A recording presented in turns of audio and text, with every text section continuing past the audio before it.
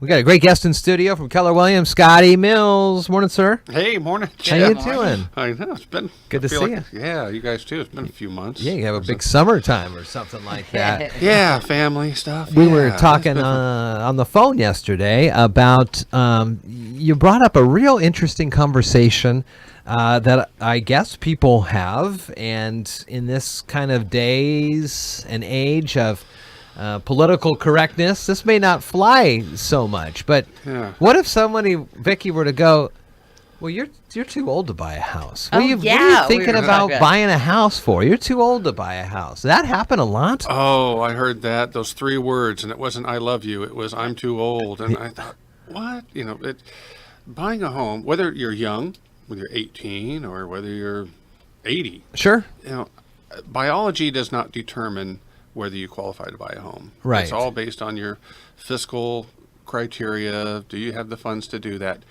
And when I heard that, I thought, well, why would someone say that? And I get it, and I embrace the renting option, but they feel, well, what if I have to get up on the roof? Or what if I have to fix the hot water heater? Because with a property management company, something's not working. Sure.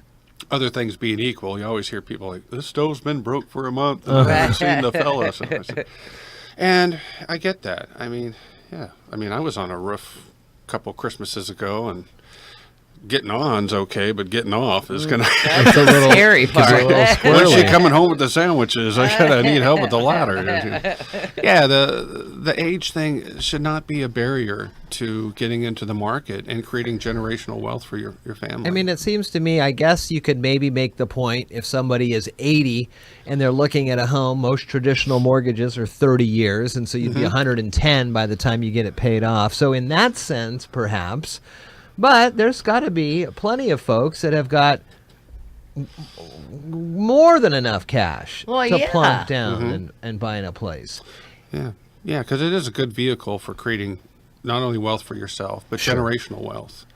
Yeah. So you have that. I mean, look at the old family farm, and things like that have been passed along. Yeah. And then that's done a lot with investment properties, where you get into a duplex or you get into a nice small home and say, hey, I'm here. And then, kids need help, whatever the situation may be.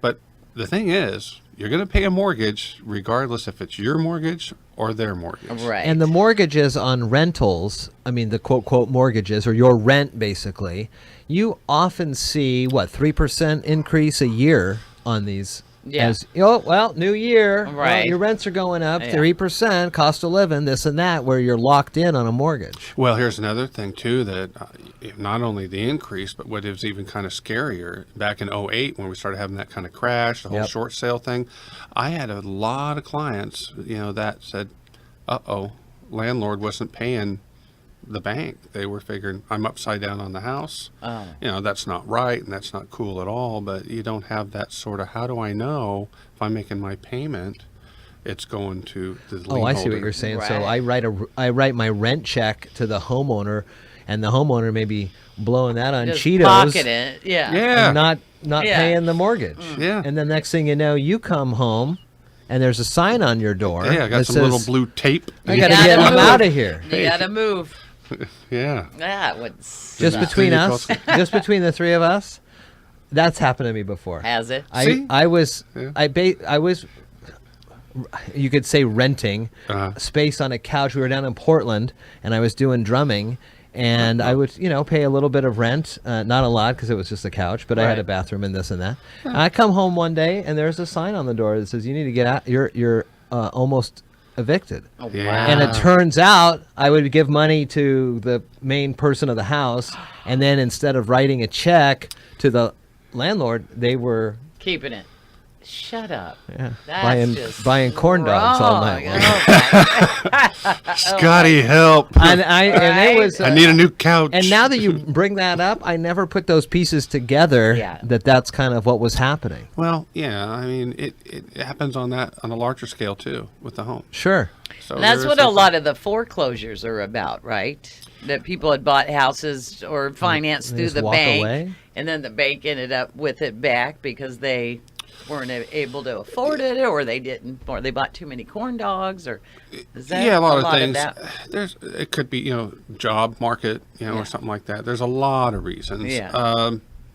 maybe majority of it is just getting into those first-time home buyer classes and getting educated about stewardship of the funds and things like that. Is that the other thing when it comes to not blaming someone, but saying, hey, now you're way too young to buy a house? Is that because they may not have some fiscal wherewithal, or they may not understand the term house poor, or things like that? Yeah, it's kind of like giving the 16-year-old the keys to the Porsche. Maybe you're not ready for this yet. Yeah.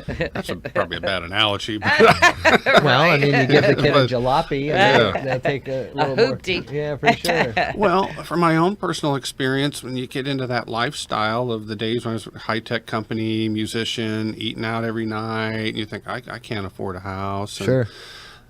the banks or even your realtor's going to sit down with you and consult you and not set you up for failure, because we don't want that to happen. And so and they'll guide you through, and you figure, oh wow, I can adapt. Maybe I don't need 5 lattes a day, or it's interesting when you start looking and taking your personal inventory of finances and whatnot, where you can look, Save. where I can stop definitely. that.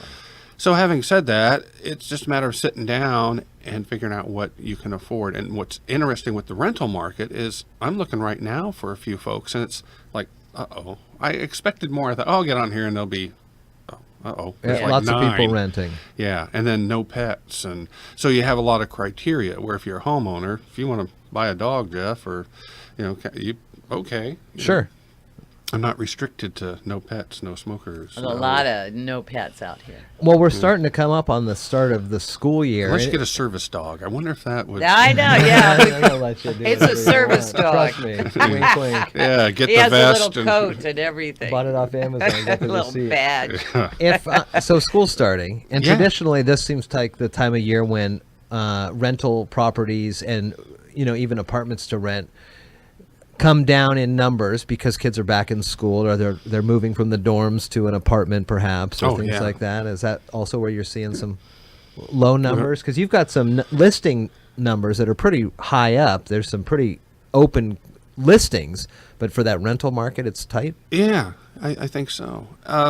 What I'm also seeing is that when things are low, that supply and demand thing, rental prices are getting up there. Sure. I mean, someone who's paying $2,000, $2,200 a month in rent, stop and think, wait a second now, okay. That's a mortgage. I can take something, what I'm renting, and I can probably get into a home ownership situation, and maybe I'm paying $1,600 a month. Right. So Looks like here in Shelton, there had been 133 houses sold in the last 6 months.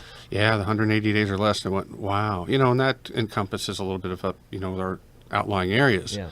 And that just tells you that we're looking at about 6 months of inventory right now compared to a year ago when I started the show. I think we were around 10 or 11 months. Yeah. And we didn't know with the crystal ball, but it's projected through the mortgage banking associations and Fannie Mae and Freddie Mac. Look at 2019, still going to be a little bit of a strong year where they'll start seeing things go up in certain areas like ours. You have access to all the listings in the MLS? I have access to all the Northwest MLS listings. I notice yes. now when you go on Redfin or Zillow or Trulia, whatever these sites, half the time, half the houses aren't even there I know. that you see on other websites. What would be the reason to keep those off those websites? And then how can folks get in touch with you if they need to start their search? Oh, well, if they want to start their search, they can certainly get a hold of you as well. But Sure. if you say, I can't find that guy, but I'm findable, it's 253-405-2936 for the direct phone number and text. And then my email is scottymills.realtor@gmail.com. Okay. And sit down with you. It's free.